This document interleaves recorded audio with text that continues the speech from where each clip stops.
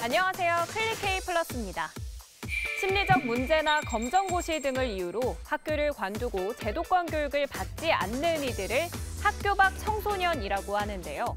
2021년 한 해 동안 42,755명의 초중고등학교 학생들이 학업을 중단한 것으로 조사됐는데 이는 전년 대비 1,728명 증가한 수치입니다.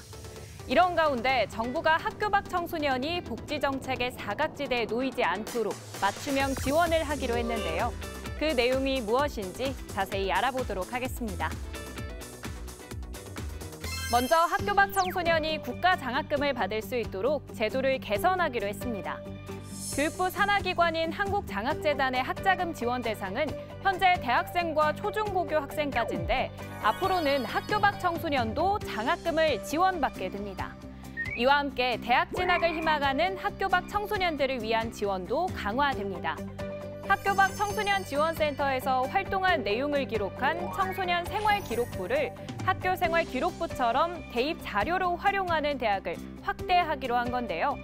기존엔 서울대, 서울과학기술대, 강릉원주대, 차이과대학 등 6개 학교만이 청소년 생활기록부를 바탕으로 수시에 지원할 수 있었지만 올해부터 인천대, 동서대, 충남대, 전북대, 안동대가 추가돼 총 11개 대학에서 청소년 생활기록부로 지원이 가능합니다. 학교 밖 청소년에게도 대학 진학의 공정한 기회를 보장하기 위해 2026년에는 전국 시도의 청소년 생활기록부를 대입에서 인정해주는 대학을 1개 이상으로 확대할 예정입니다. 청소년 생활기록부는 수상 경력, 자격증 취득 상황, 동아리 활동, 봉사활동, 독서활동 등 학교 밖 청소년 지원센터에서 활동한 내용을 바탕으로 작성되는데요. 센터를 이용하는 청소년 중 대학 진학을 희망하는 청소년은 청소년 생활기록부를 발급받을 수 있습니다. 대상자 확인, 신청 가능 여부 등 자세한 정보는 가까운 학교 밖 청소년 지원센터에서 확인 가능합니다. 그런가 하면 경제적인 어려움을 겪는 학교 밖 청소년을 위해 생활비 지원도 늘리기로 했습니다.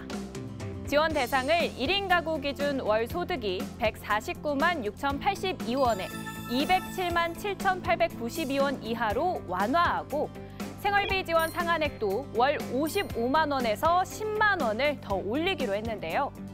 이 지원을 받으려면 복지로 누리집이나 주민등록상 거주지의 행정복지센터에서 신청하면 되는데 기존에 지원을 받던 학교 밖 청소년은 별도의 신청 없이 인상된 지원금을 받을 수 있습니다.